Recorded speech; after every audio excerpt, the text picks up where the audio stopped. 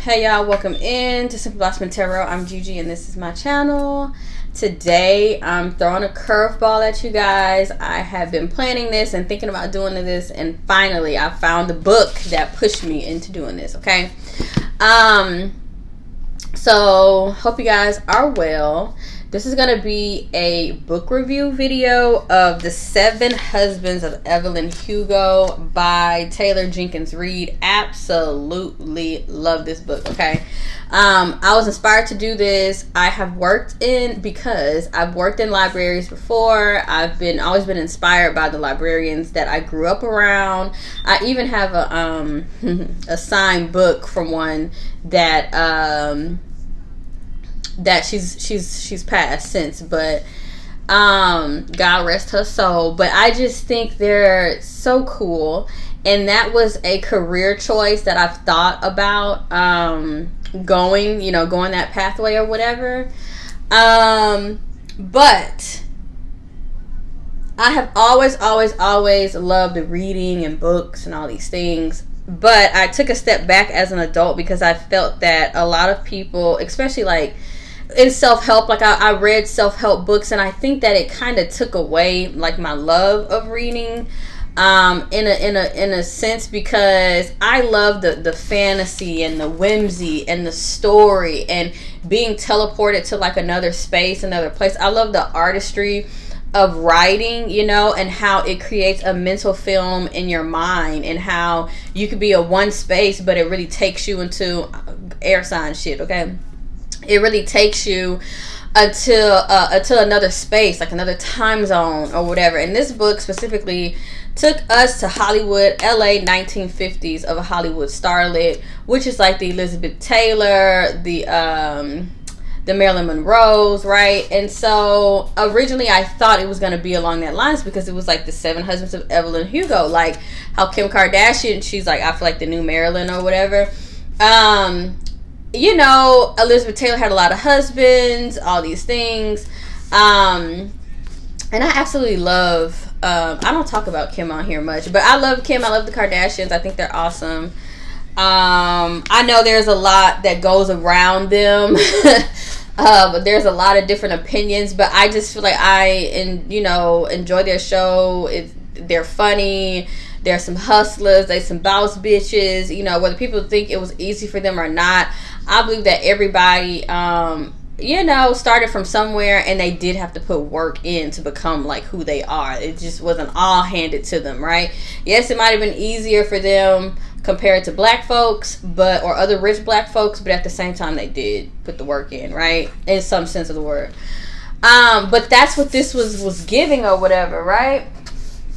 That's what I thought. Okay, that's what I thought at first, okay? But it was like a twist.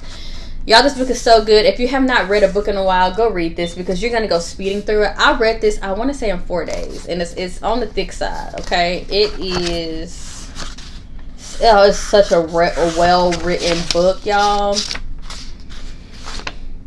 385 pages, but I read some, because I have it digitally and here.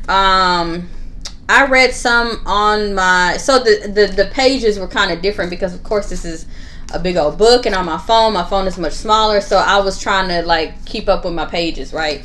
But anyway, this is something that I wanted to do for a long time, and here we are doing it. All right, book review for The 7 Husbands of Evelyn Hugo. So I feel like there were a lot of gems to take away from this book, to take away from Evelyn's story. The setting was Hollywood, LA, 1950s. Okay. She was an actor.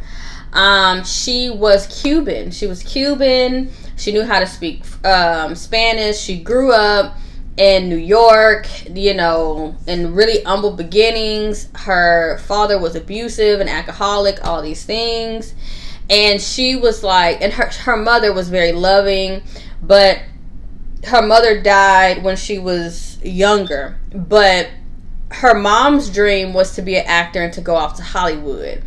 And so she completed that dream, and she always wanted to tell her mom, like, Mom, we made it, you're with me, you're here, we made it out of the abuse with the father and all these things. And so she's called like the hellhole.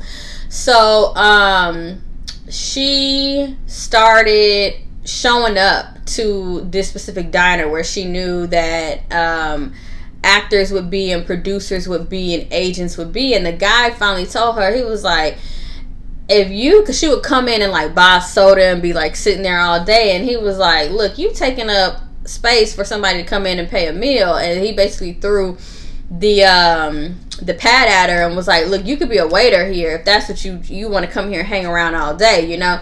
So that's what she ended up doing. Like, she really worked her way. She tried to position herself in a space where she could meet artists and all these things, all these famous people. And she finally met somebody, and they took a chance on her, and she became an actor, starting literally from the first of all, it was like background work. Then it was like she had one line, you know, and then she started to step into that Hollywood fact of like, you basically have to, hate to say it, but you have to sleep your way to the top or sex your way to the top. And at that time, she was like, I think she was like 17. But she said this was her dream and this is what she wanted to do. And for her, there are so many good tidbits in the book. I don't want to tell it all, but she did talk about how women use their body to get what they want. So she used her body. She said she didn't take it as like in a weird way, but she started to realize that she can use her body in a position of power. And the first time she had that was like this guy, he worked at the corner store, and she was always heavy breasted or whatever, and she would get whatever she wanted out of the damn store, you know, for hanging out with the guy. Y'all know what I mean? And I don't even think it was like, I don't recall like that being the whole way. Like, he just wanted to look at her boobs and stuff like that. But anyway, she started to realize the power that a woman holds in her sexuality, and how it can get her to oh man, y'all, she's a very brilliant woman, and how you can use that as power, right? So anyway, she makes it to Hollywood, yada yada yada. I'm trying to see where I want to go with it. First thing about this is the identity of Evelyn Hugo. How she was a Cuban woman, but in order for her to make it in Hollywood, she bleached her hair, like, you know, very, very bleached blonde, very light hair. And people would say that, you know, oh, her skin complexion is a little too dark. Like, it doesn't match the, you know, but it looked very, very good. Like, she looked like the Marilyn Monroe. She looked like the starlet. It worked, you know. So her native language was Spanish. She did not speak a lot of Spanish at all until later in her life. She did a lot of stripping and a lot of changing to her identity just to be accepted in Hollywood. And she used her beauty as a vehicle to get further in Hollywood. And all of these things, even as an underage girl, but she was coming from poverty. And I think I see that a lot. I see that of people who are billionaires, people who are millionaires, people who are celebrity actresses and all these things.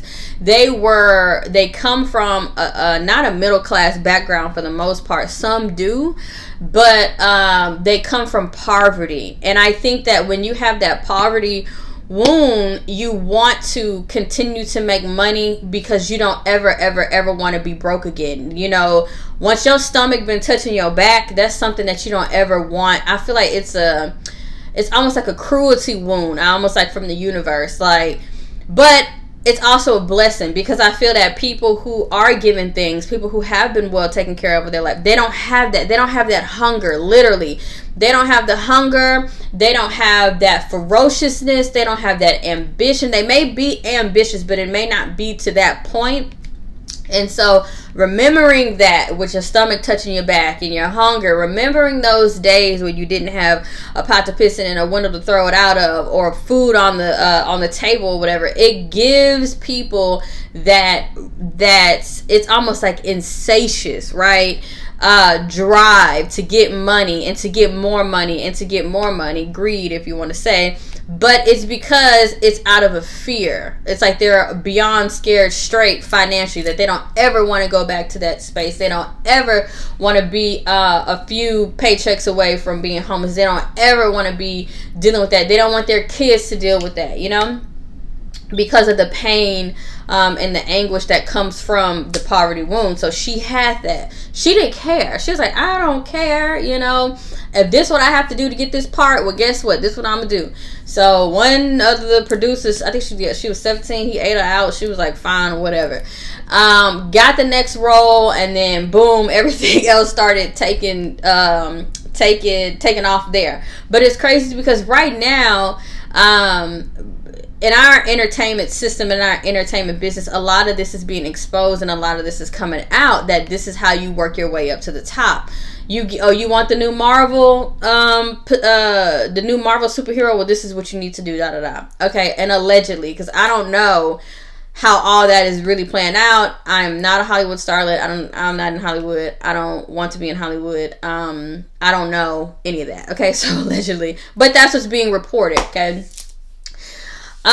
So she takes off and everything, but the identity of Evelyn Hugo, I feel that people can identify with that in two ways: being young, trying to make it on your own, coming from poverty, being Latina, Cuban.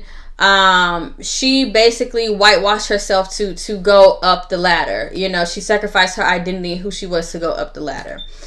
Another thing that I noticed was, she married her first husband.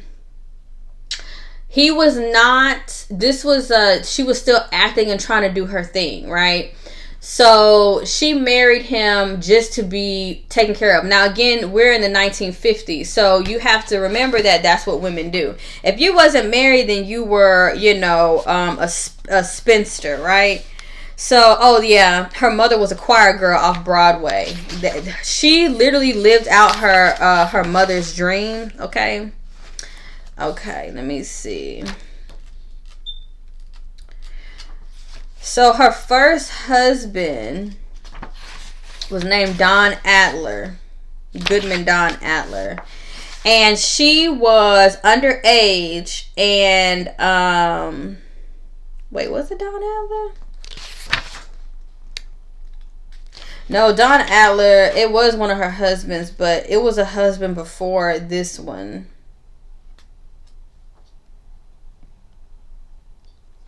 Don Adler was like the hottest actor in town at that time.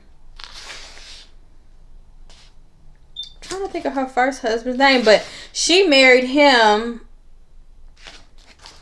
underage. I feel like Ernie Diaz. That's what it was. That was his name. She was like, let me just marry this man so I can get my way, work my way up, you know.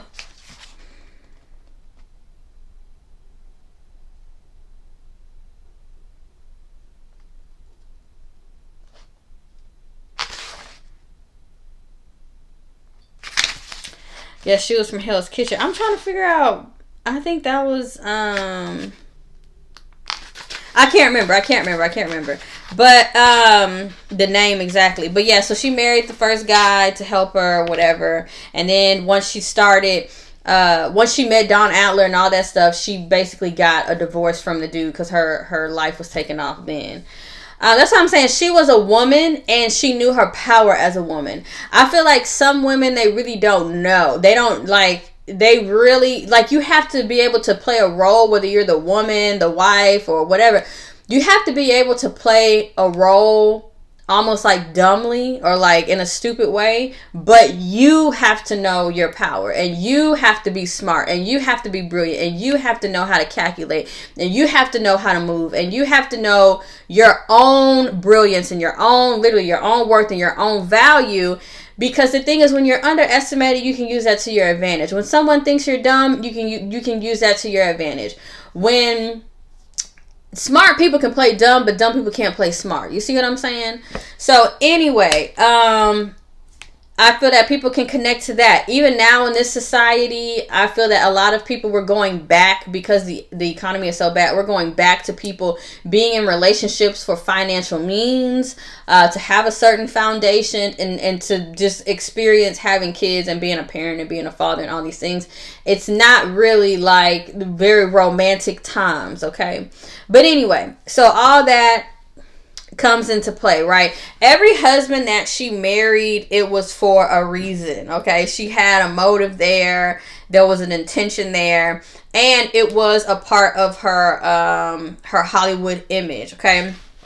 So one thing in this book that really stood out was like, it really shows you the mass control that gossip news has on celebrities and their it's like the PR moves and their image, and then also how they know how to use that.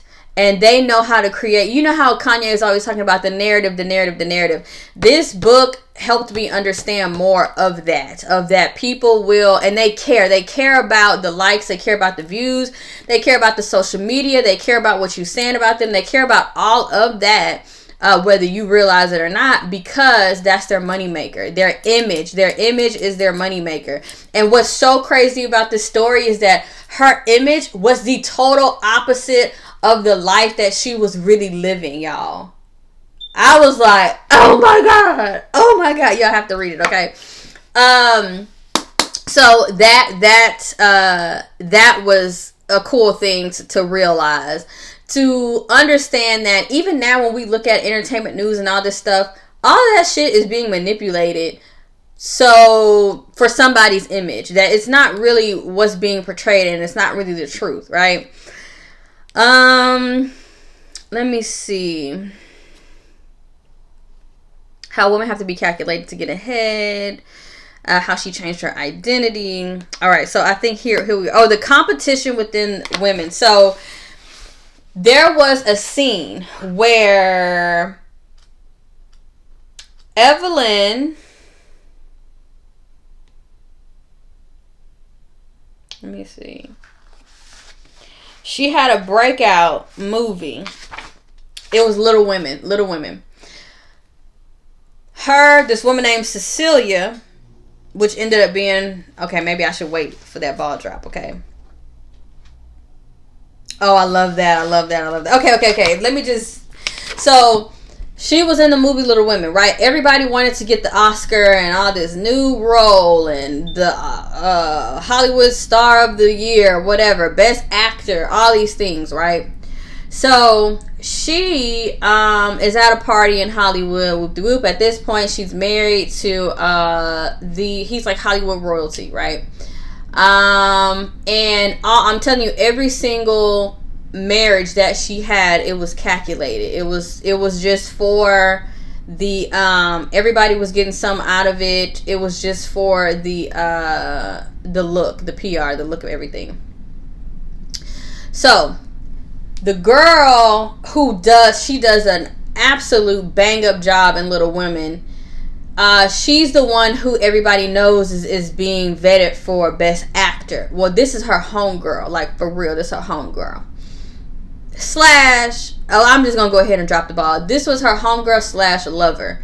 Back then, so a lot of Evelyn's marriages were a front, because she was a bisexual woman, and Cecilia, the woman that she fell in love with, she was a gay woman. She she just liked women. So now again, this is the 1950s. The LGBTQ plus community was shunned for real. Okay, there was a lot that happened in terms of almost like their civil rights movement. That's a lot that we can go down that road in history or whatever. But back then, even if you were gay, whether you were a man or a woman, you get married and you just do whatever you do in quiet or in secret or whatever. So what happened was, her and the girl Cecilia, they hung out, went to have strawberry shakes or milkshakes or whatever, and then they started basically dating. They were shopping, seeing around town. But even this was a power play, because Cecilia and Evelyn, they had a talk in the diner, and Cecilia wanted to kind of like use Evelyn because she was the next upcoming movie star, but Evelyn was the movie star at this time. So she was like basically saying like, well, I want to be seen around town with you, because again, the manipulation of mass media, right? So it kind of reminds me of the Taylor Swift Ice Spice thing that's going on, right? Like, it's like there is a lot of things that happen that I feel like is calculated, but we're not following the calculation, right? Like, I look at entertainment, but then I can understand it like, something's there, because that's weird. Why would they be hanging out? Or, you know what I mean? So, allegedly, I don't know. I'm just saying, this is what I think. So, anyway, they make the deal of like, all right, cool, well, I'm gonna hang out with you, and to help your views and all that stuff. And that does happen in the influencer world, like a collaboration. To be seen with you is gonna help me in my career. A lot of that goes on, right? So anyway, they become cool, all of that. Fast forward, they have already figured out that they like each other, all these things. So they're at like a cocktail celebratory party, and one of the girls who was in Little Women came up to her and like shoved her in the closet and was like, what are we gonna do about her? And then she was like, what are you talking about? Even her agent, even Evelyn's agent, Don, was like, do you want me to kick her off of the movie? Like, do you want me to get Cecilia removed off of the movie, because we're trying to go for actor of the year? So then even that, the whole competition element within women in Hollywood or the entertainment industry, that's real. That's happening today. Everybody wants to hold their throne. They don't want to make way for the new woman or the new girl that's coming up next. All of that.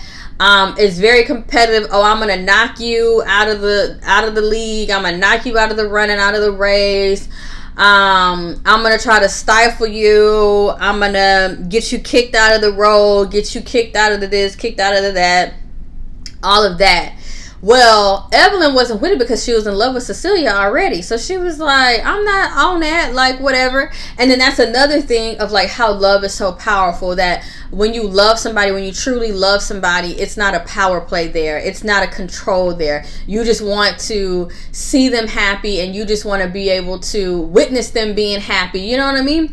So she was like, she felt so proud. And she was saying that, damn, she was like, I don't think that I've ever had, she was talking about intimacy, within closeness in a relationship. She says, all right, let's see. Okay. So Cecilia said, I hope you know by now that all your secrets are safe with me. Cecilia said as she started unbuttoning to put it on. She had got some on her shirt. They were drinking wine, spilled it, whatever. This was like the first like little like, oh my God, I think she fine moment, right? So she said, I think for her it was a throwaway line, but it meant a lot to me. Not because she said it, I suppose, but because when she said it, I realized I believe her. She said, I do. I said, I do know that. Evelyn goes on and says, people think that intimacy is about sex, but intimacy is about truth. So big, so big, so big, so big, so big, so big. Okay? Boom. Aha moment. Crazy. You know, it's like, you know when you go to a Jamaican party, they're like, bam, bam, bam. That's what went off in my head when I read this. People think that intimacy is about sex, but intimacy is about truth. Okay? I think that love is about truth, and I think that intimacy is about truth. Because are you really laid up? Are you really in love? Are you really laying up next to the love of your life if there's no true intimacy there? And without intimacy, without truth, there is no intimacy. So intimacy and love is really based on two people keeping it 100 with each other. Okay? So she said, when you realize you can tell someone your truth, when you can show yourself to them, when you stand in front of them bare and their response is, you're safe with me, that's intimacy. And by those standards, that moment with Cecilia was the most intimate one I'd had with anyone. It made me so appreciative, so grateful that I wanted to wrap my arms around her and never let go. Wow. Then she goes on and says, I wanted to give her a lot of things. I wanted what I had to be hers. Okay, because Evelyn is the Hollywood superstar, right? Cecilia is the up and coming. She was like, that's when she knew she was in love. She was like, I'll give all this shit to you because I want to see you happy. She was like, I wanted to give her a lot of things. I wanted what I had to be hers. I wondered if this was what it felt like to love someone. I already knew what it meant to be in love with someone. I felt it. I acted it. But to love someone, to care for them, to throw your lot in with theirs and think whatever happens, it's you and me. Oh my gosh, right? Yeah, so that was a big moment. That's when she was like, oh shit, like, all right, I have this connection, all these things. At this point, she was married to the hot guy, whatever. Let me see. Here goes another part I highlighted.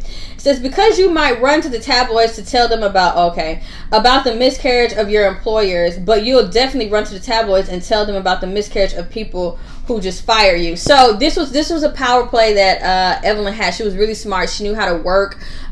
She knew how to work the blogs or whatever, the gossip. So she had a housekeeper who was selling something to the news, right? Which is a big thing that happens. People have moles in their camps even to this day. So she, so her and Cecilia were already like in love and all these things, and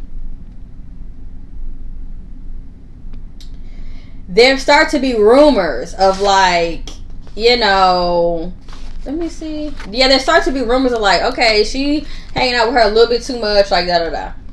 So I can't remember what the play was. Oh, Evelyn didn't want to give Don a baby. That was the thing, because Evelyn was like, I'm at the height of my career, like I'm not doing all that. And at the time the public was looking for that. So that's another thing. This book is so good because it talks about the demands that are put on women, how we are just supposed to be in this gender world and we're supposed to do what a man tells us to do and we're supposed to stay in this space and all this stuff. But this motherfucker was brilliant. She was calculating, but in a very in a very smart way, because she had to get herself to where she wanted to be in life, okay? And she wasn't ashamed of that either. She told Cecilia, like, you play the sweet girl and you don't want to do anybody no harm and, all these things and your intentions are right and pure. Evelyn was like, I've already looked at myself in the mirror and understand who I had to be, what I had to become to get to the place that I wanted to be in life. She was like, I'm not going to lie to myself. She's like, I'm not going to lie to myself. And she's like, and in this business, everybody else is out for themselves, okay? It was just such a good book, y'all. So many things. But she learned how to manipulate the tabloids. And so she didn't want to have a child. It was like a big old thing, whatever. So I hate to say it, but she faked the miscarriage. And lo and behold, she was right about her. She was right about, they were staging the divorce. Never mind, they were staging the divorce.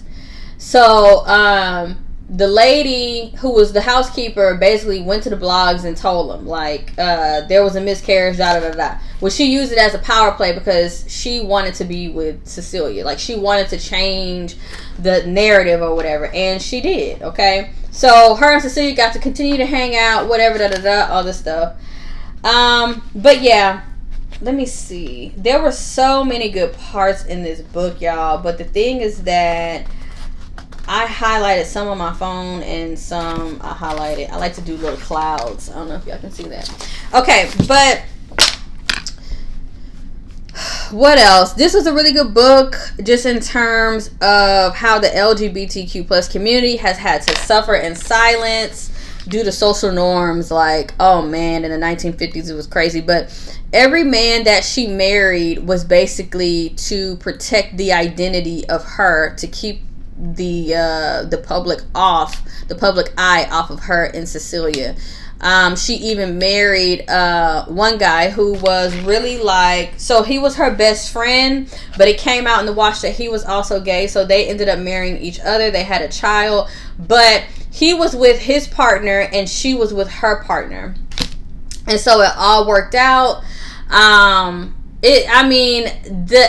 whole book though is like the lengths that you go for true love. You know, the lengths that you go for true love, and the lengths that you go in terms of like protecting who you love, and then also the lengths that people who have in the LGBTQ plus community, that they have gone to like keep themselves safe but happy, and so that's why my whole message has always been to, we're in a state where I would say more now than ever that you're free to be you and it's acceptable. I feel that it's just such a powerful message, and it's in this book, but it's something that I live, and it's something that's why I'm so loving and accepting to, as long as you have good vibes. I'm very loving and accepting to people, and accepting them, because that is what people want to be. They want to be accepted. They want to be understood. They don't want to be ostracized. They don't want to be picked apart.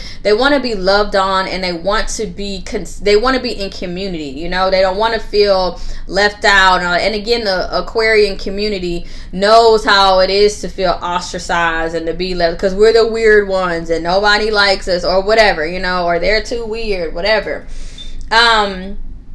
But man, oh God, this book was just so good, because I'm thinking, like we all was thinking, that the plot twist is that Cecilia St. James and Evelyn Hugo, the two biggest beautiful movie stars in the 1950s, were gay. They were lesbian women, and they were marrying these men and covering up. They were marrying gay men, and they were like, everybody was living their life, but in secret and hiding. Now, another thing about this was that her and Evelyn had a very strained relationship, and Cecilia and Evelyn had a very strained relationship, and Cecilia could not take Evelyn being with any man, but Evelyn understood that, like, this is the vehicle in society, this is how you do it.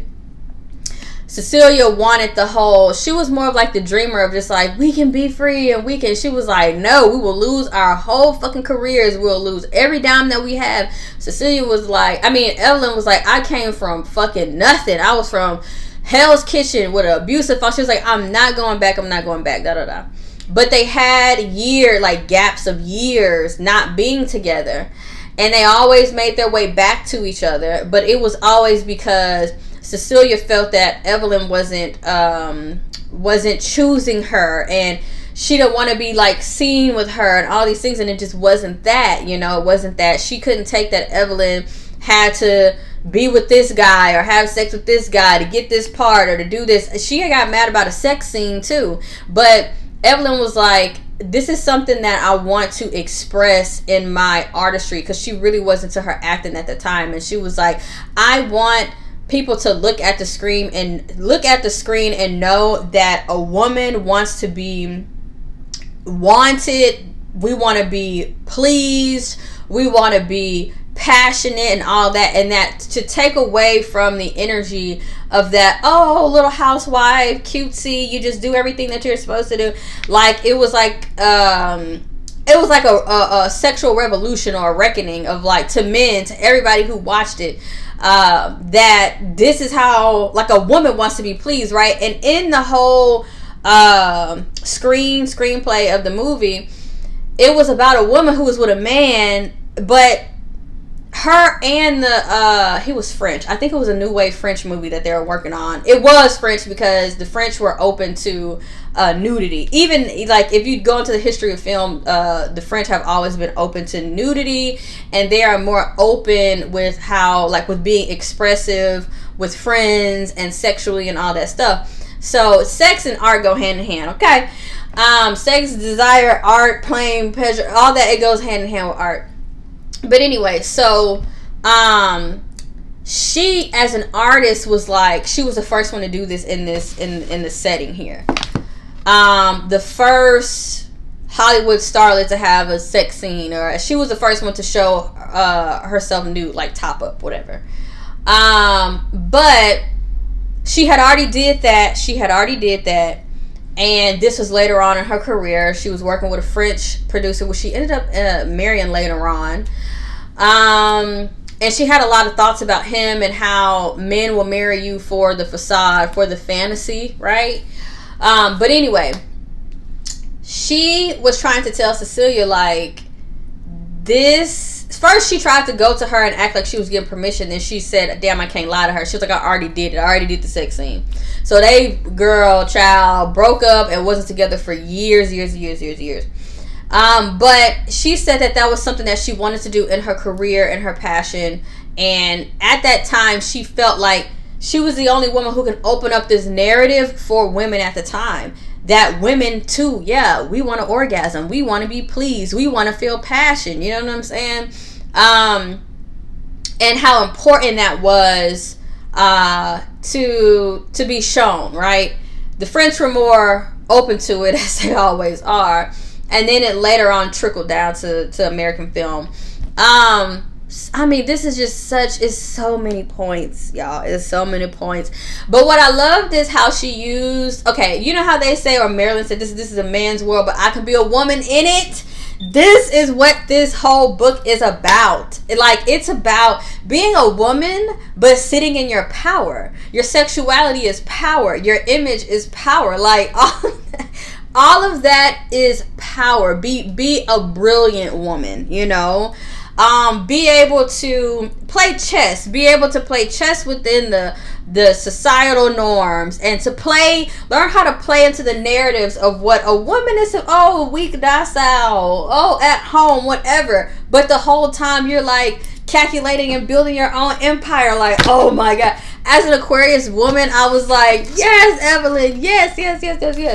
And then also what I loved about it is that all her relationships, her and the husband, it was one guy. It was strictly business. They was like, we gonna do this, we gonna get the bread, we gonna do this, that. And so it talks about, she says like intimacy and transparency, but I really felt that she brought in transparency and honesty with all of the husbands that she had, because none of them were like really out of the blue. I don't really think. None of them weren't really out of the blue, but it was one where him and her, they were actually like, nah, we getting this bread, we getting this money. And I was like, oh my gosh.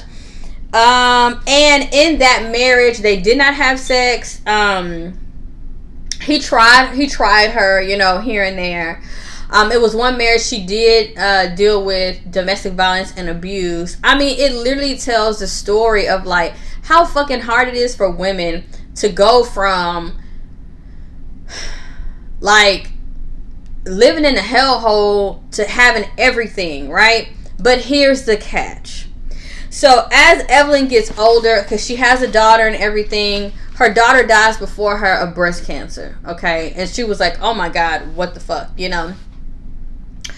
The whole point of the book was Evelyn reached out to a writer. And she was a young and upcoming writer. It didn't make sense. But there was always a twist, right? The twist was the writer was Evelyn's husband's lover, who was a black man in the 1950s, okay? That they both died in a car wreck together because her husband was also gay, and she was with her lover, right? But they chose to have a kid together because they both wanted that. They was like, I want to experience that. So they had a child, right? But the writer was her husband's lover's daughter, who chose to stay in the marriage with his wife over like fleeing off and running off with the guy or whatever. It was just, I mean, y'all, it's just so good. But the chick, she wrote the book, right, like in the story, but she kept saying, I don't know why she chose me. Like, why did Evelyn Hugo choose me? Like, this doesn't make sense, you know? And in the end, it ended up making sense, and it was like her gift. It was her gift to her, because her dad died with the stain of like being like a drunk driver and like killing somebody or whatever. And it was like a whole Hollywood twist, child. The girl never knew anything about nothing, okay? What else did I want to say about this book? Whew. Oh yeah, the nuclear family was obliterated because Evelyn had the guy name was Harry. Harry was like her producer. He was the high up at the studio that she was working at Sunset Studios. They ended up getting married, having a child, but Harry like revealed to her that he was gay first. She didn't really know. Evelyn didn't know until she met Cecilia that she was bisexual. So then she came out and told Harry. But Harry was like, I don't want you to get crossed up in this, because back then it was really bad. Like, it was like being shunned in society, right? So he was like, you don't want to be like, you were a freak, you were a circus act, right? So he was like, I don't, want you to be tied up in this, whatever. But then as things grew and progressed, and he was like, okay, this is what we're going to do. So she started with her agent, Harry, like, they started making moves of like, okay, you need to marry this guy, this, so we can switch the narrative with this, da da da. But then they ended up coming with the idea of like, oh shit, well, how about I just marry you and like you hang out with your lover. He had a lover like for a very long time, but he ended up dying. He was a Hollywood starlet as well. And he was just heartbroken, became an alcoholic after that. But it was just, oh y'all, the twists and the turns of this book is just so amazing. So amazing. But here's another part of the book that I loved, and I say this a lot. Did I take it down?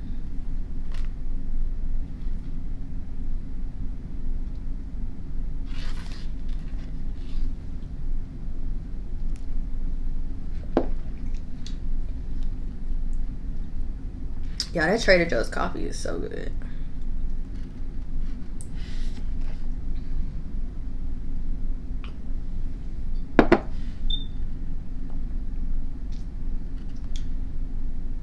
Okay, here we go. Okay. So her second husband, her first. It actually was her second, but it was her first Hollywood husband. He was Don Adler, right? This is when she first realized that, because I told you she would use her body for like transactional things. The guy who was like running the corner store, right? She got free stuff from the corner store or whatever. This one, she was in Hell's Kitchen. When she was 17, she let that producer eat her out or whatever, and she got the next upcoming star role.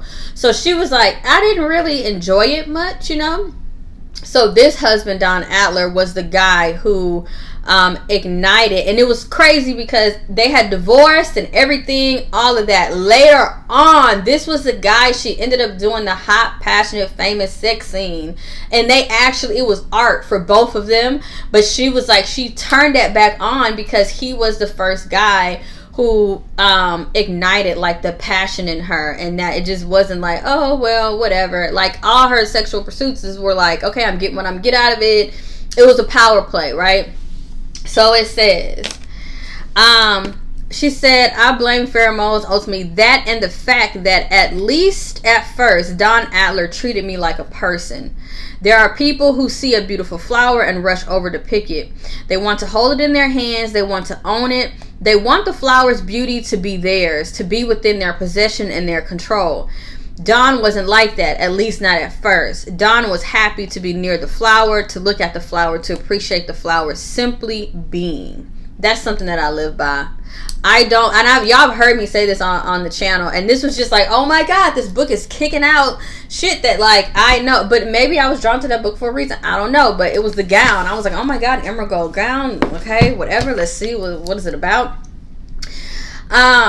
But that is what I believe. I don't believe in codependency and ownership in relationships. I feel that it's stifling. I feel that, control is the opposite of love. To want someone to be with you and to be in love with you and want them to be stuck and they can't pursue their passions and they can't pursue their purpose that they're here for. Oh, if you go off to that school, we're going to break up. Oh, if you move there for that job, we're going to break up. All these things. People, we're here on our own soul path and our own soul's journey. And I heavily believe that, like, love, freedom, and truth is synonymous together. You know, when you are really loving someone, or you are in a loving situation, you're free. You know, you're free. So, it also says, here's the thing about marrying a guy like that, a guy like Don Adler back then. You're saying to him, this beautiful thing you've been happy to simply appreciate, well, now it's yours to own. Okay. Now, this is like when they broke up. This is when they broke up. So her and Don broke up, right? It says the studio gave him a payout, and I left a heartfelt letter telling him how much it hurt me to leave him. It wasn't true, but I felt I owed it to him to finish out the marriage as I'd started it, pretending to love him. I'm not proud of what I did to him. It didn't feel casual to me. The way I hurt him, it didn't then, and it doesn't now. But I also knew how badly I needed to leave Hell's Kitchen. Oh, okay. I'm trying to figure out which. This may be the first husband. Okay. I know what it feels like to not want your father to look at you too closely, lest he decides he hates you and hits you, or decides he loves you a little too much. And I know what it feels like to see your future ahead of you. The husband who's really just a new version of your father, surrendering to him in bed when it's the last thing you want to do, making only biscuits and canned corn for dinner because you don't have money for meat. So how can I condemn the 14-year-old girl who did whatever she could to get herself out of town, and how she something, right? So it just she just, I loved her transparency and her honesty, and how she played chess the whole fucking time, y'all. She played chess the whole fucking time. There were moments, just like as a woman reading this book, you're like, oh, I remember that moment in my life, right? I remember this moment in my life, right? I just feel like, man, it was just very, very, it was an eye-opening book, and a very relatable book to any woman. That's what I feel. A woman who feels stifled in their position. They feel like they've hit the glass ceiling. Women in unhappy marriages. Women who are trying to get ahead. I mean, oh man. It's so understanding, even if you're like wanting some sort of dream or whatever, trying to make your way up the corporate ladder. I feel like that is synonymous with the whole Hollywood game that she played, or that she had to play into the game or whatever. Oh, y'all, so good. But this is a really good fact that she had met Don, and he had ignited the passion in her, and she was like, oh wow, so sex is enjoyable, right? It took her a long time to even get there. I feel like that's true for a lot of women. I feel like a lot of women, you know, they're taught to, like, women have fake orgasms, and, you know, they are taught to not speak up in bed about what they want, and all that. But she's transitioned out of that energy, and she also knew her power of, like, how the desire of a man, and how you can, or being in the male gaze, that's how we used to say in art, being in the male gaze, and how you can use that as a power tool versus feeling objectified or victimized by it. But anyway, so she goes on and on and on, right? We get to the end of the book, right? And the whole gotcha of the story is that she was like, I will trade all of Hollywood. I will trade all of Hollywood just to have real love. She was like, that's how she knew. That's how important it was. She said that, you know, basically she had ended up getting breast cancer too. She decided to take her own life. I'm really telling the whole story, y'all. So, I mean, this is but I just can't. I have to dish about this. Like, it's so good. I'm gonna put a warning. Read the book before listening to this, because I done spoiled all kind of stuff. But she was a woman who came out as who she really was in her 70s. Like, imagine that. Imagine being so stifled your whole life, and then she didn't do it herself. She got a writer to tell her story, and then decided to end it. She orchestrated just how she's always been. She orchestrated her life narrative and her life story and how powerful that is, y'all. Like, oh my God. To the point to where she was like, I have my professional photo shoot and my $1 million home. She had sent away, she started spoiling the people who worked for her. So the service providers in her house, housekeepers and stuff like that, because she had so much money. And this was a big thing. She was like, I gained all this money and I don't have anybody to share it with. Harry had died. Harry's partner had died. Cecilia had died. Her daughter had died. It was just her and her money. And that she was like, I worked my way up and I thought this is it. And all this stuff. She was like, I'll give all this shit away. And so it came like full circle of what we say all the time. Literally the other day, 2 days ago, was my older brother's birthday, who passed. And so we were, while we were there, paying our respects, sharing our loving moments, all these things, remembering really.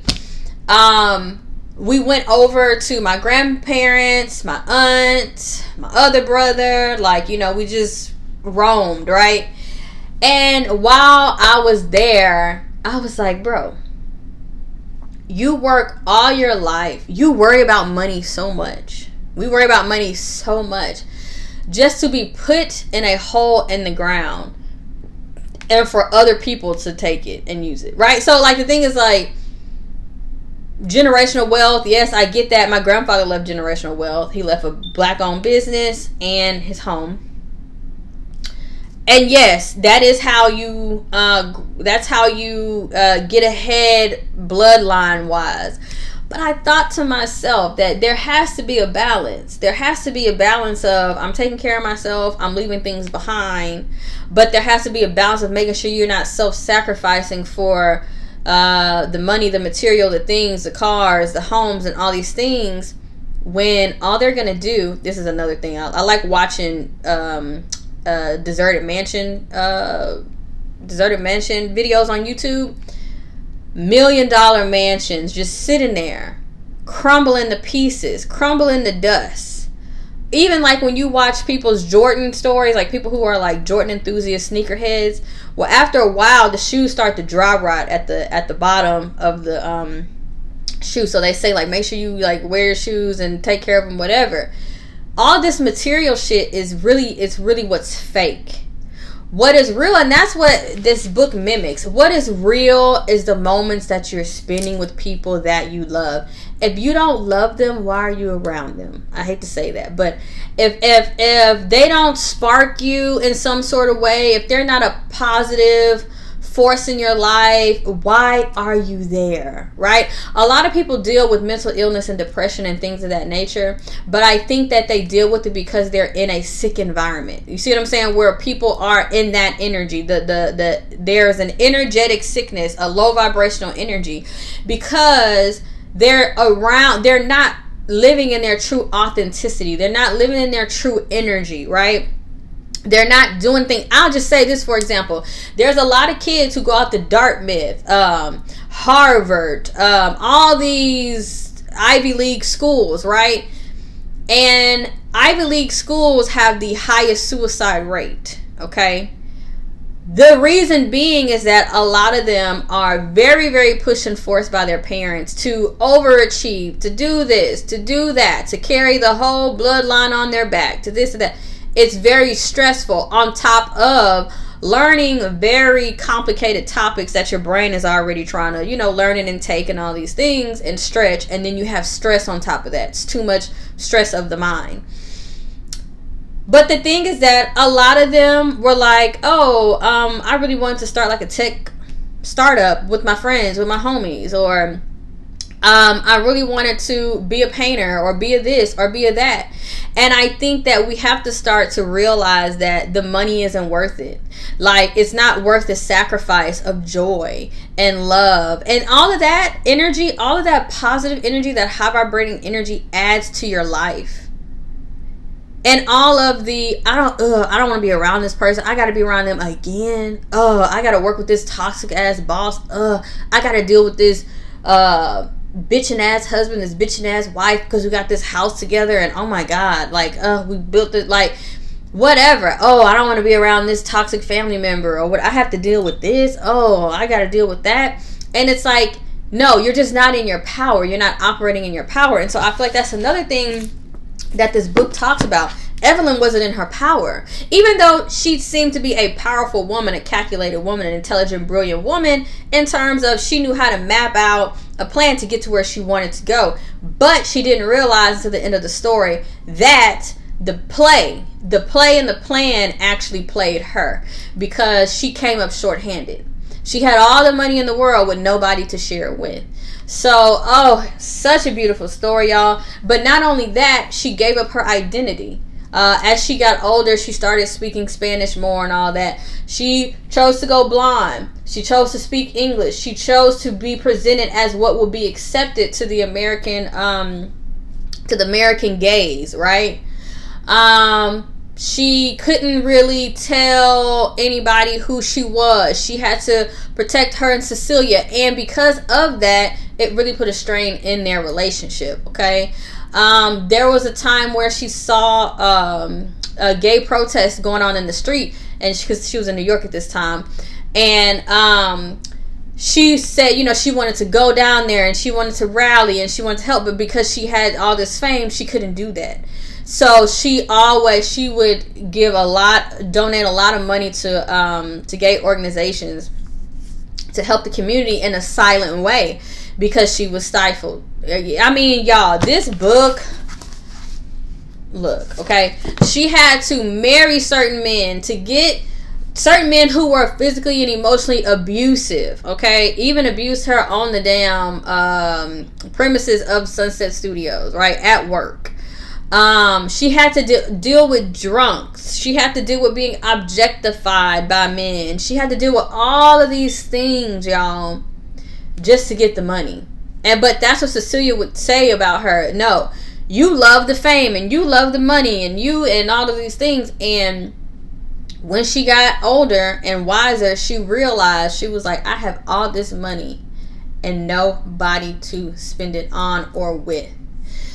So, oh, y'all, it was so brilliantly written. I was looking at another book to read from her. The book that I'm reading now is it's on Stoicism, and I was like, I don't know. Let me see. I posted it on my story. Meditations of Marcus Aurelius. I don't know if y'all can see that. There you go. Because I don't have it with me in here. But it's basically about Stoicism, and I will review that. I didn't know, so I knew a little bit about Stoicism, but back then they were kind of arguing if God was real or not, and I liked a lot of the things that he said, like, well, if God does exist, and if God didn't exist, and does God meddle in human things and all these things, or do gods just stay to themselves and only deal with whatever's going on in the God frequency, right? So many different things. How to stay cool. He was like, if someone, well, he was inspired by his uncle. He said his uncle was a guy who was basically a stoic, and he said if his uncle liked a person or didn't like a person, they never knew, because that's how neutral he was, and how, like, he just had this medium ground, and he wasn't manipulated by his passions or his desire, or it was just really cool. So that's what I'm reading now as a Sagittarius woman, right? But yeah, so that's probably the next one that I'll do. But I wanted to also review Omgggg as well, because there were a lot of gems in that book. But I just felt like I had to, like, pick apart the story here. And let me see what else I bookmarked.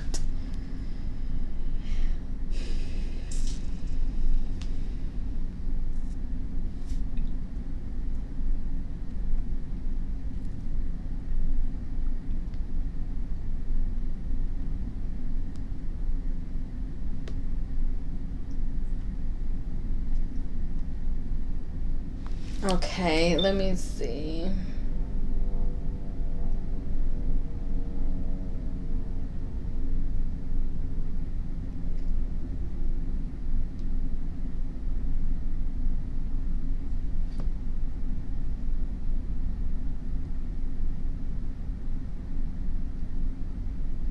Okay. Of course it did. Look, I'd be the first person to say back when I was young, this is when the girl was questioning her and writing the book, that all I was a nice pair of tits. The only currency I had was my sexuality, and I used it like money. I wasn't well educated when I got to Hollywood. I wasn't book smart. I wasn't powerful. I wasn't a trained actress. What did I have? What did I have to be good at other than being beautiful? And taking pride in your beauty is a damning act. That's another thing. How beauty is a form of power. There's so many good gems up in here, y'all. Hold on, bring it on down. Where's my bookmarks?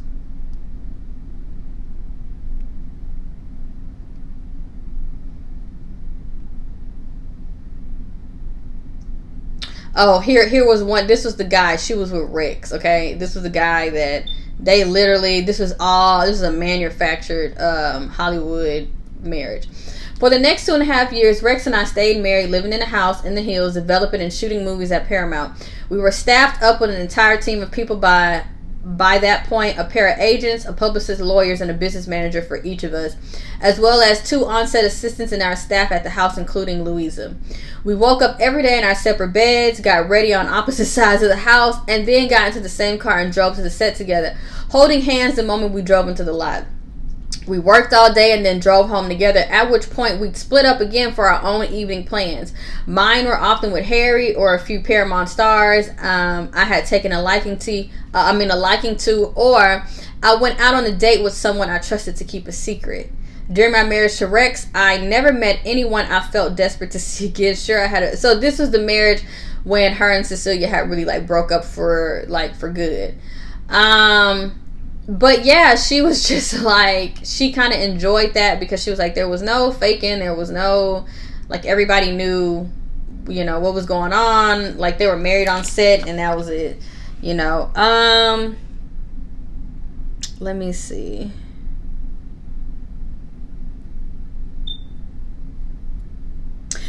Oh, this is when they saw the, wait.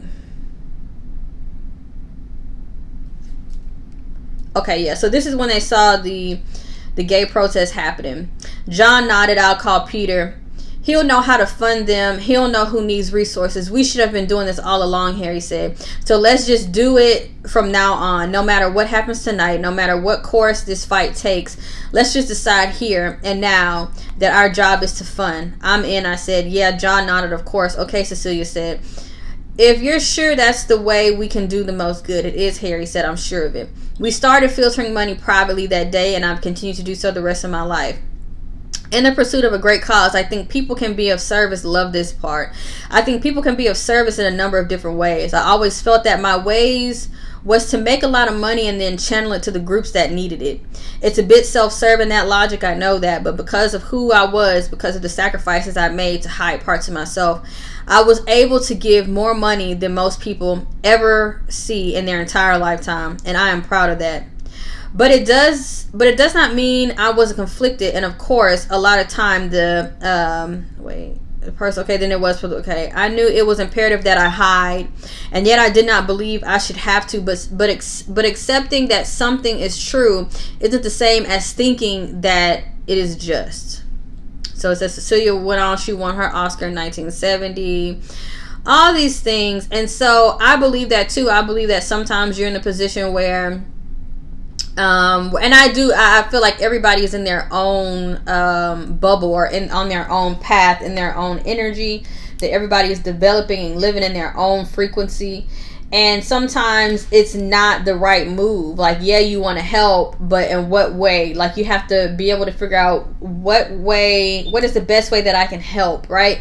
Because if they were to run out into the street as Hollywood actors, the blogs would have went crazy, right? But so they're well, we could be silent investors or silent donors or whatever. And from this moment forward, this is what our fight looks like. So I feel like this book also helps people, or it came across you have to, in real life, it translates to you have to identify your fight, right? You may not be the revolutionist that's going to take the street and protest, right?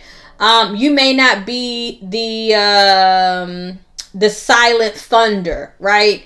You may not be the volunteer that actually goes down there and it's boots on ground. Like when it comes to organizing and helping, you have to figure out, like, where's your fight? How do I fight? Your fight may be spiritually, right? I'm gonna pray for him. That's about what all I can do. That's about all I can do, because my finances ain't there, and this, that, and the third, right? So I love that too. That's a reflective question, like, what is your fight? What does your fight look like in whatever it is in life? Let's see. Shoots, I had a number of highlights in here. Okay. All right. This is when Evelyn is like, F all the Hollywood stuff. This is what I should have did. This is her regretting not showing up for Cecilia, right? So she was like, I should have apologized and sent roses and stood up. This is like, you fight for the person that you love. You show up. I should have apologized and sent roses and stood on the top of the Hollywood sign and shouted, I'm in love with Cecilia St. James, and let them crucify me for it. This is good because I always tell people that love is who you burn for. Like, you know how we talk about the Sacred Heart of Jesus, and Rumi talks about like the flame of love and all this stuff. Fire is purifying. Okay? I mean, I make this analogy all the time. Fire is purifying. It is a purifier. Not water. Water is a cleanser, but fire is the purifier. Okay? That's why folks go to hell. I hate to say that, but that's the analogy, right? That's the analogy. If you love someone, there is an element of a phoenix or a rebirth. There is an element of a burning or a fire there, because in order to love someone and to show up for someone, you do have to make some sort of sacrifices, right? So say, like literally, so Harry fell in love with this black guy, right? I think he was an actor or whatever. The woman who wrote the book, the journalist's father, right? Well, Harry told him basically, like, if you want to, you can run off with us to Spain, which they ended up doing. Run off with us to Spain, all these things, da da da. Well, he was married and had the child, right? So he didn't decide to burn for it. That's what I mean. True love will require you sometimes to set a match to the life that you have in order to create new. And we talk about just in terms of like manifestation and all these things to make room for it, right? I think love is kind of the same way too. The star-crossed lovers, the Capulets and the Montagues, right? Cleopatra and what's his name? Anthony. What's his first name? Mark Antony, right? People always talk about Cleopatra and Caesar. Cleopatra was in love with Mark Antony, and they like literally offed themselves together because they were like, oh, they cornering us, like, you know. But now if Caesar would have stayed alive, maybe it would have changed course. But anyway, so this is what I'm saying. So she was like, I'm in love with Cecilia St. James, and let them, I should have shouted that I'm in love with Cecilia St. James and let them crucify me for it. That's what I feel. I feel like when you are really like loud, proud, and unashamed about who you love, and like you're willing to take all the smoke for it, to me that's true love personified. That's true love manifested in the physical, okay? Because people are so stuck in the 3D. Oh, the money. Oh, the this. Oh, that. And that's what she was saying, that she learned her lesson from that, and she's getting ready to say that. That's what I should have done. And now that I don't have her, and I have more money than I could ever use in this lifetime, and my name is cemented in Hollywood history, and I know how hollow it is, I am kicking myself for every single second I chose it over loving her proudly. But that's a luxury. And it was, and it is sometimes. You can do that when you're rich and famous. You can decide that wealth and renown are worthless when you have them. Back then, I still thought that I had all the time I needed to do everything I wanted, that if I just played my cards right, I could have had it all. I thought she'd come back to you. I said, I knew she'd come back to me. Evelyn said, I knew it. We both knew it. We both knew that our time wasn't over. I heard the distinct sound of my phone, and then her da da da.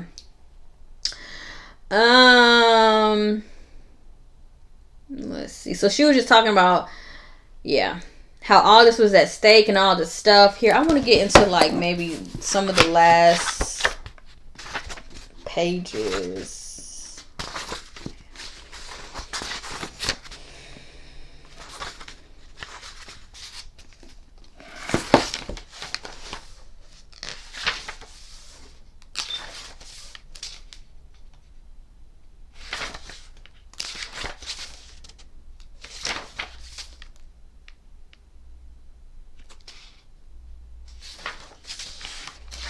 Oh yeah, she talks about, oh, this is the letter. This is the letter, y'all.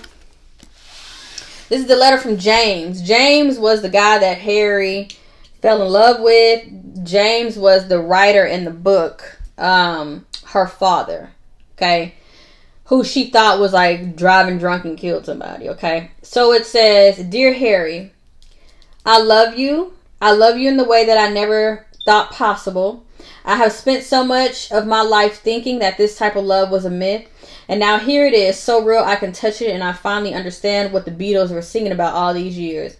I do not want you to move to Europe, but I also know that what I may not want may very well be the best thing for you. So despite my desires, I think you should go.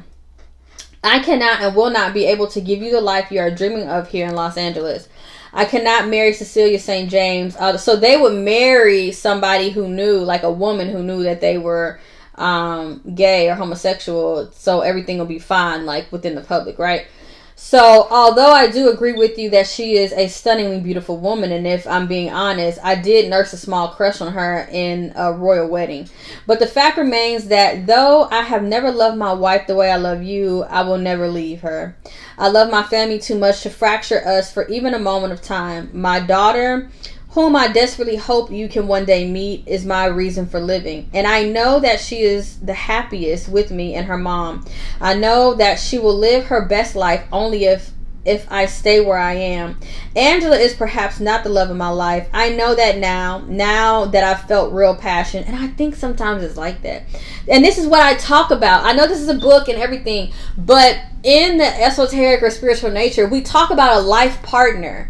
A life partner is a person that you have kids with, that you get married to, you can build a life with. But then there's another one where it's like fucking passionate and mind-blowing, and it just sets you on fire, and it feels like a drug and all these things. I don't know, like, is it some sick joke? Like, is it some sick joke that the universe, that God plays on us? I don't know. Or do you just really supposed to take your time and wait till you find all of that, you know? But anyway, so it says, but I think in many ways she means to me what Evelyn means to you. She is my best friend, my confidant, my companion. I adore the forthrightness with which you and Evelyn discuss your sexuality and desires, because Evelyn and Harry, they were, I mean, very transparent with each other. Like, they were making moves together. They were husband and wife. And even Harry was like, that's my wife. Like, it's you know, funny. But so it says, I admire the forthrightness with you and Evelyn discuss your sexuality, your desires, but it is not how Angela and I work, and I'm not sure I want to change that. We do not have a vibrant sex life, but I love her the way one loves a partner. I would never forgive myself for causing her pain, and I would find myself desperate to call her, to hear her thoughts, to know how she is every moment of every day if I was not with her. My family is my heart, and I cannot break us up, not even for the type of love that I have found with you, my Harry. Go to Europe if you believe it is what is best for your family. And know that here in Los Angeles, I am with mine thinking of you. Forever yours, James. Oh! And it's like, oh, the sacrifice. I'm telling y'all, this book is like, oh my goodness. And it's like you want them to be together, and oh God, it's just so good, y'all.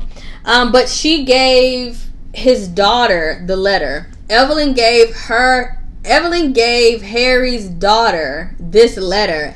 She had no idea that her father was a gay man. Like, and then she ended up talking. She kept it a secret. She didn't ever tell her mom or anything, because she talked to her mom about it, and the mom said the same thing. She said, let me see. Okay. So she asked her mom, was he a good husband? She seems caught off guard. He was a great husband, yes, she said. Why do you ask? I don't know. I guess I just realized I don't know very much about your relationship. What was he like with you? She starts smiling as if she's trying to stop herself but simply can't. Oh, he was very romantic. He used to buy me chocolates every year on the 3rd of May. I thought your anniversary was in September. It was, she said, laughing. He just always spoiled me on the 3rd of May for some reason. He said that there wasn't enough official holidays to celebrate me. He said he needed to make one up just for me. That's really cute, I say.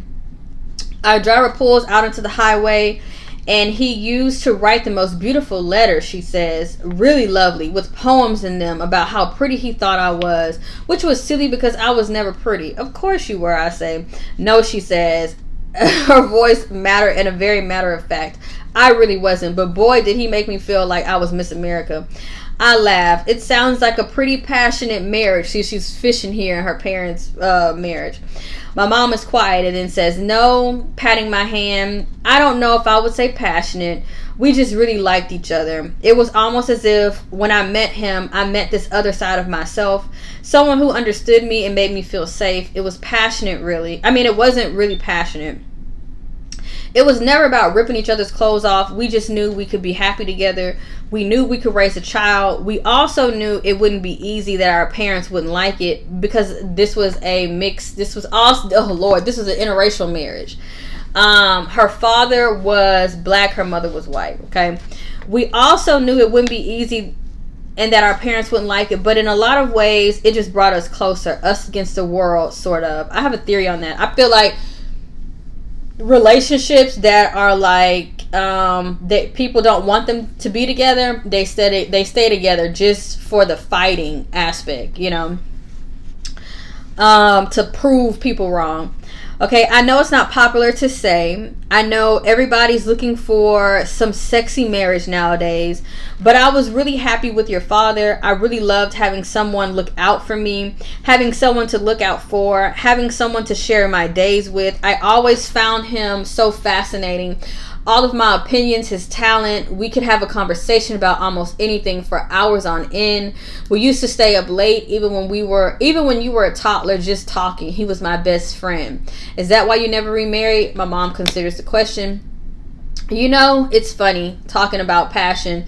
Since we lost your dad, I've found passion with men from time to time, but I'd give it all back for just a few days with him, for just one more late night talk. And for me, I feel like this is a big factor too in relationships, of like, if I can sit, laugh, and talk with somebody, that is like, I feel like that's a version of love. Like, I don't even know what to call it, but I feel like to be able to be comfortable, sit, talk, learn together, talk to each other, have intelligent conversation, I don't know, and to really, really enjoy that, especially as an air moon, Aquarius moon, I feel like that's a type of falling in love in itself. And then you have a very passionate love. Then you have like a warm love where it's like safe. You know what I mean? I feel like, you know, we do have the different forms of love, like eros and Philadelphia, or whatever, like the love of brotherly love, familiar love. We have different types, but I think that we may need to start trying to break down what that is in eros or in intimate love. Like, okay, well, the way that I love this person is intellectually. The way that I love this person is passionately.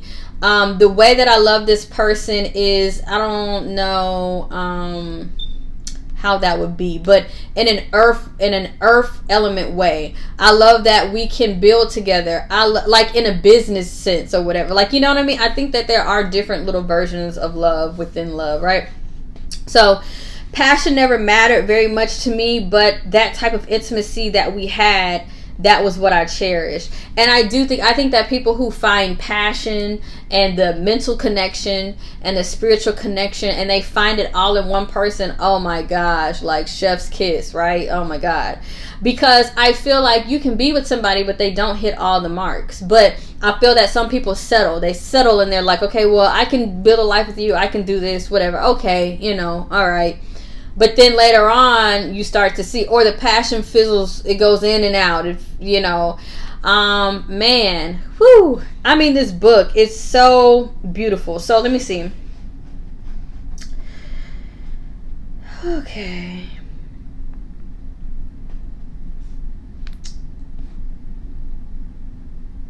Okay, so her mom says, I think I was just very fortunate to find a companion like your father, my mom says. To find that kind of soulmate.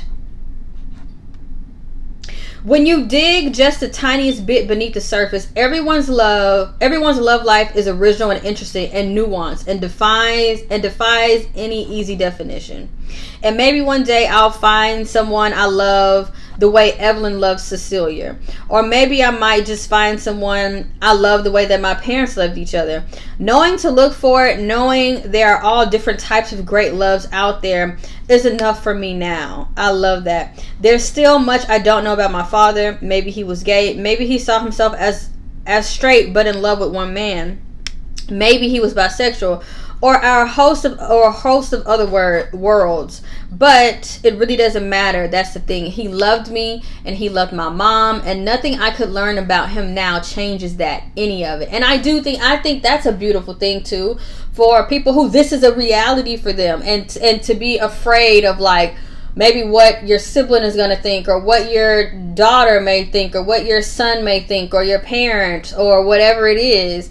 I just think it's so beautiful. I think that when someone understands that, okay, my father loved me, my mother loved me, you know, that nothing, I think people need to understand the power of love a little bit deeper, because a lot of people are in fear. They live in fear because of that. A lot of people who truly love you are going to love you regardless, right?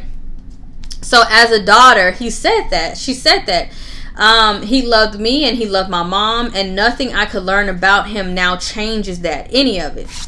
Love that. So, woo-wee. Y'all, this was, I'm telling y'all, beautiful, beautiful, beautiful, beautiful, beautiful, beautiful book. So many different,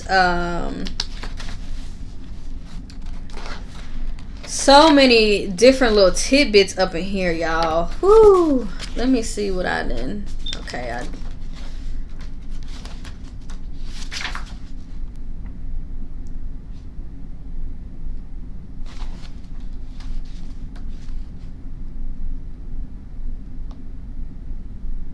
oh, this was funny. So her and Cecilia, they go eat at the diner, and she asks for the check, and the guy says it's on the house. She said, which I thought was the stupidest thing, because if there is anyone that should be getting free food, it isn't rich people. So she was thinking like all the times that I probably sat in the diner, I'm fucking hungry, or all the times where me and my dad was broke, nobody gave us free food. Now I have all the money in the world, and they, oh, here, you can take it, it's on the house. Like, you know. Anyway, that is the review of The 7 Husbands of Evelyn Hugo by Taylor Jenkins Reid. And I understand why it is a New York Times bestseller, okay? This was amazing and well written, and this is the type of things that inspire me. Okay, and I use that word inspire lightly, because I just feel like a source is where inspiration, God, the source, is where inspiration comes from. But this, baby, she put her foot, she put her neck, she put everything up in this sucker. You hear me? It's so good. The characters are so well built. It's betrayal, it's loyalty, it's friendship, it's love, it's sex, it's passion. I mean, it's kind of like mind-blowing of like how developed this really is. I feel like this was developed, and I think that's why books are, people say, oh, if you watch the movie, you need to really read the books, because the book really develops the character more, and that develops the story more, you know, and the plot, it just turned. But when I was reading it, I was like, oh my god, I think she coming on to her, oh my god, I think she coming on to her, oh my god, and that's what the fuck happened. And I was like, oh, she came on to her. And so yeah, and she found true love, real love. It just looked different. So so good. All right, let me stop gushing over this book. But yeah, so that's my review of this book. And I don't know, this might be me entering into a whole, even though this is a spiritual space, I guess, this is me, I feel like, entering into a whole new segue, because this video is going to go toward the book review community, not the tarot community, you know. So we'll just see how it ends up or whatever. But gosh darn it, this was a good book. And if you have read the book, go in the comments and let me know what you thought about it, how you related to it. If you pause this video, well, if you pause the video, you're not seeing me talking now, but if you decided to stop the video and was like, let me read the book, like, I just want to know all your thoughts down below, and let me know any other books that you've read that are amazing. I mean, as a woman reading this book of a powerful, brilliant woman who talks about her mistakes, she's transparent, she's honest. I learned so many things from a story that wasn't even real, but that's what I'm saying. Like, you know how you read the Bible and you take from these stories? And I'm not by no means comparing it to the Bible. I mean, the Bible is the book, okay?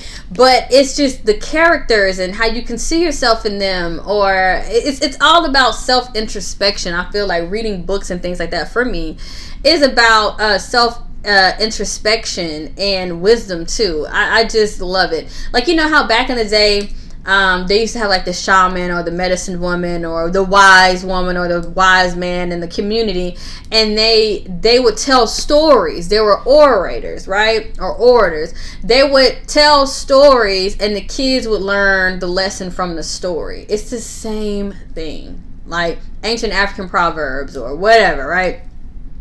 It's the same way. You read a story and you take the gems and you take the moral high grounds or the moral low grounds. Like, you take it from, you look at the character of the villain, of the hero, and how that switches, and it's just so amazing. Okay, but this is the book, y'all. If y'all have not read it, if y'all haven't read in a long time, I feel like this is a gateway book. Okay, this is a gateway book, like a gateway drugs. This is a gateway book. That will get you back reading again. All right. Oh, so amazing. Send y'all love and light. Peace. Hold on. This thing embarrasses me every time, y'all. Every time. Okay, it should work now.